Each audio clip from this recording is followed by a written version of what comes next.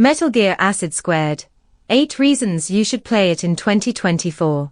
1. Scenario.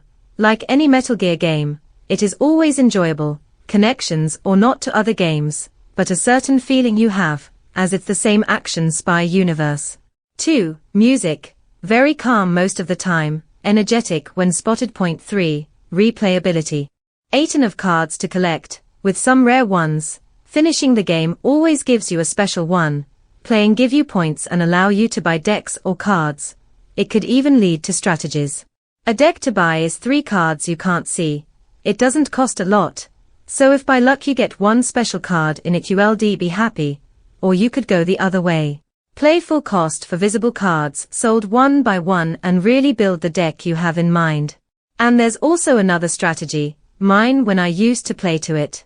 Playing a lot to have as many points as I could. Still watching after each end of level if a rare card was sold solo, buying only them, not regular ones, no decks then. When I would have been able to buy all decks in once, doing it, and often be rewarded by great cards. As I observed, it changes after every single level played. So if you buy them all in once, you surely wouldn't regret it. 4. Round by round is relaxing. You got all your time to think. So if you're not a mastermind of these games, don't forget there's no urge, and you could still think about all possibilities, before being this player already knowing what is the best to do in a few seconds. 5. Different approaches.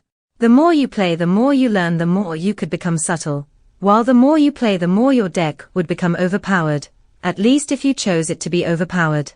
So subtlety required at the very beginning would no longer be necessary, and you would be able to appreciate it anyway, or play the game with more action in it, including explosions.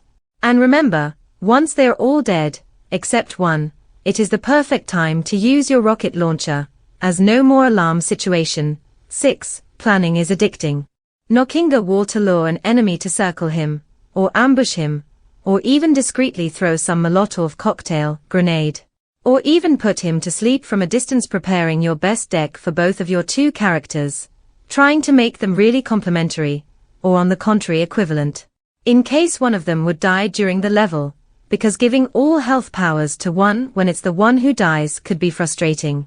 Trust me, each card has a cost and 2 functions most of the time. One function, it would always, or most of the time, has is to let you move to some squares.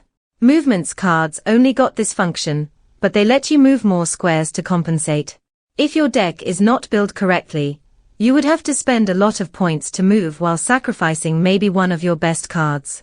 While if you have too many movement cards, but not enough action cards, you would not be able to get rid of enemies, and would have to play very subtly. 7. Amazing graphics. Cell shading gives the game more character. 8. Managing your saves. If you're playing to it on PC on emulator, managing your saves would be rewarding. Both Minecraft in solo and Metal Gear Acid Squared games were some games I used to play a lot, then copied their saves and only played them a lot again years after. As a PSP save wouldn't fill your hard drive, it's not a bad idea, as it's always refreshing to play a game you didn't play for a long time, especially when you still have your progression, as it could represent a ton of real hours spent on the game.